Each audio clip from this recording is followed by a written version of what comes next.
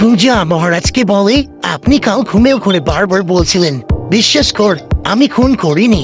এ কথাটা মহারাজ এড়িয়ে যেতে চাইলে পূজা ফোনের রেকর্ডটা মহারাজকে শোনায়। মহারাজ রেগে গিয়ে ফোনটা ভেঙে দেয় আর বলে, আমার পেছনে যদি অনুসন্ধান করার চেষ্টা করেন তাহলে আমার থেকে কেউ খারাপ হবে না, সেদিন আমাকে কেউ খুঁজে পাবে না। এই বলে সেখান থেকে চলে যায়। এই কথা শুনে পূজা কাঁদতে থাকে। তখনই মিলি এসে পূজাকে উদাস দেখে মহারাজকে ফোন করে আর পূজাকে বলে মেজদাতে ফোন করেছিলাম, ও বললো ও বাড়িতে আসছে। ওদিকে মহারাজ তার বন্ধুদের সাথে রাস্তা দিয়ে হাঁটার সময় দেখে প্রিয়াঙ্কার মা অসুস্থ হয়ে পড়েছে। সেটা দেখে মহারাজ আর তার বন্ধুরা সেখানে ছুটে যায়। এদিকে পূর্ণিমা প্রিয়াঙ্কার মায়ের সাথে কথা বলতে চাইলে প্রিয়াঙ্কা বলে, আমি মনে হয় বিয়েটা করতে পারবো না।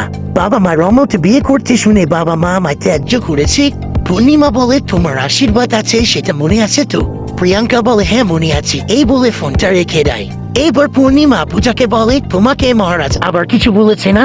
মানে এতটা বেলা হয়ে গেল তুমি এখনো নিচে আসোনি, তাই খোঁজ নিতে এসেছি। আর এরকম ভাবে কাঁদছো কেন?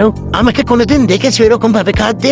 এরকম ভাবে কাঁদতে থাকলে কিন্তু কপালে কান্নাই লেখা থাকবে। পূজা বলে, ক্ষমা করবেন, আমি আপনার বিরক্তির কারণ হতে চাইনি।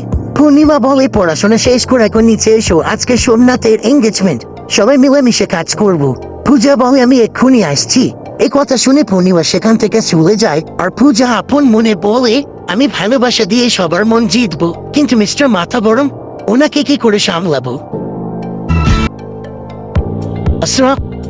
সো গাইস, তো সম্পূর্ণ এক্সপ্লেনটা দেখলেন নাটকের।